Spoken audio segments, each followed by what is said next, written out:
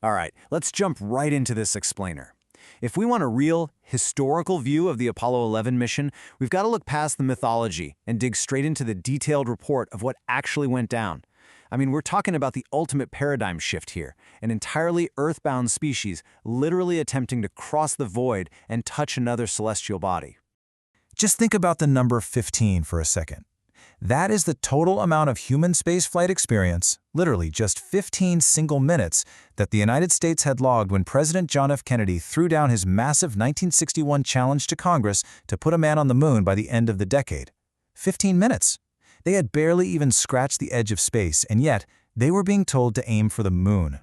Section 1. The Space Race Context. The Ultimate Challenge. You know, to really grasp what an underdog NASA was at the time, we have to zoom out and look at the intense Cold War environment that birthed this entire mission. This timeline really shows the immense geopolitical pressure they were under. The Soviet Union was beating America at pretty much every early milestone. You've got Sputnik in 1957, and then Yuri Gagarin becoming the first man in space in 1961. So the US was playing this rapid, incredibly high-stress game of catch-up. And obviously it wasn't a smooth path. We see the absolutely devastating tragedy of the Apollo 1 fire in 1967, which took the lives of astronauts Gus Grissom, Ed White, and Roger Chaffee. But somehow, NASA managed to rebuild with this pressurized speed, which led straight to that crucial Apollo 8 lunar orbit in 1968. Moving on to Section 2, Liftoff and the Crew, July 16, 1969. Let's see how an immense decade of effort culminated in the launch of the three men who were, quite literally, carrying the hopes of humanity. Now, these guys weren't just passengers. They were highly specialized precision instruments. You've got Neil Armstrong, the mission commander. He was a cerebral, quiet former naval aviator and test pilot, totally known for having ice in his veins. Then there's Buzz Aldrin, the lunar module pilot. He wasn't just a pilot, though. He was a brilliant, MIT-educated aerospace engineer with an actual doctorate in orbital mechanics. And finally, Michael Collins, the command module pilot. He was an Air Force general's son, cool, philosophical, and tasked with the incredibly solitary job of remaining in orbit. Basically, three perfectly complementary pieces to a very complex puzzle. And getting them up there required earth-shattering power. On July 16th, liftoff from Launch Complex 39A generated 7.6 million pounds of thrust. That's from Wernher von Braun's massive, 363-foot-tall Saturn V rocket. Honestly, to this day, it remains the most powerful rocket ever successfully flown. A total engineering marvel. And it launched into the sky while nearly 1 million people physically lined the Florida coast, literally feeling the ground shake beneath their feet. Which brings us to Section 3, Descent and the Alarm, the 1202 error. So after a 240,000-mile, 4-day journey across the vacuum of space, the pace dramatically shifts on July 20th. Armstrong and Aldrin transfer into the lunar module, the Eagle, and begin this really perilous descent toward a flat basaltic plain known as the Sea of Tranquility. But right as the computer is guiding them down, a terrifying warning flashes. The 1202 program alarm. Basically, it was an executive overload error. In plain English, the onboard guidance computer was being overloaded with tasks. Imagine your computer freezing up, but you're plummeting toward the moon. Talk about stressful. But back in Houston, a 26-year-old flight controller named Steve Bales made a massive, split-second call. The alarms were non-fatal. The descent could continue. But because the computer was partially overwhelmed, it had actually guided the Eagle toward a super treacherous, boulder-strewn crater. So taking manual control, Armstrong is desperately searching for a safe landing spot. And get this, estimates suggest they had a mere 15 to 20 seconds of fuel left when Armstrong finally found a flat spot and touched down. 15 seconds! That was the razor-thin margin between unparalleled historical triumph and absolute disaster. When Armstrong finally calmly keyed his mic at 4:17 p.m. Eastern Time and announced the Eagle has landed, capsule communicator Charlie Duke's response hit the nail on the head. He said, "You've got a bunch of guys about to turn blue. We're breathing again."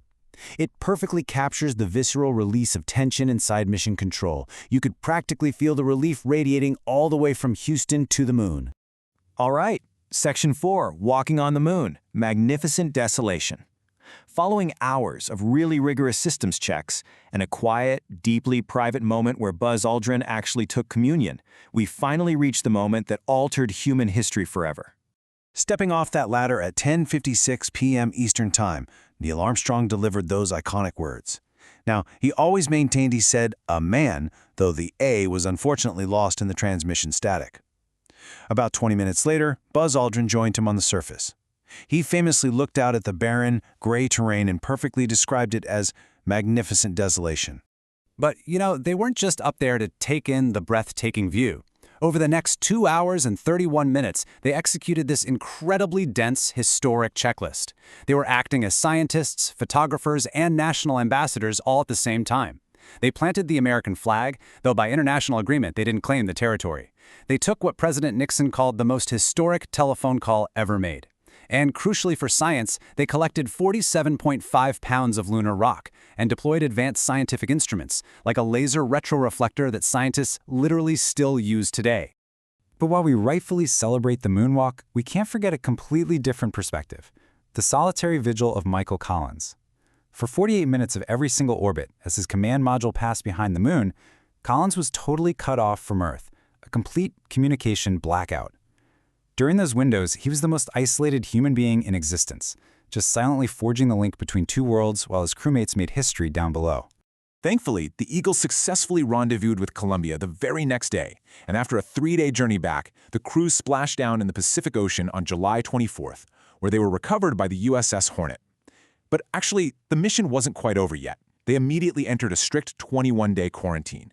NASA simply wasn't taking any chances. They had to be absolutely sure the astronauts hadn't brought back any dangerous lunar microbes, a concern that, well, quickly proved unnecessary. Section 5, Legacy of Apollo 11, a giant leap. Now, let's zoom back out and look at the massive, really enduring footprint this mission left on our world. To truly grasp the cultural impact, just consider the scale for a second. 600 million. An estimated 600 million people watched the landing broadcast. That was roughly 1/5 of the entire human population at the time. It made the Apollo 11 moon landing one of the most shared collective experiences in the entire history of our species. Historically, the detailed reports from the mission demonstrated exactly what sustained national will and scientific investment can achieve when they're focused intensely on a singular goal. Scientifically, those lunar rock samples provided the exact evidence needed to support the giant impact hypothesis of the moon's origin, which completely changed our understanding of our cosmic backyard. And culturally, it inspired a whole global generation of scientists, engineers, and dreamers to just look up and wonder what's next. The spirit of this seemingly impossible achievement is perfectly summarized by flight director Gene Kranz. Failure is not an option. It's such a powerful reminder of the sheer willpower, the meticulous engineering, and the unwavering courage that was required to leave our planet and explore the dark unknown. And this elegantly leads us to a final really provocative thought. Now that we know we can go, why have we stopped? Apollo 11 proved what's absolutely possible when we pushed the very boundaries of science and human courage. We reached out and touched the moon over half a century ago. It makes you wonder, what could we achieve if we dared to keep pushing? Think about that.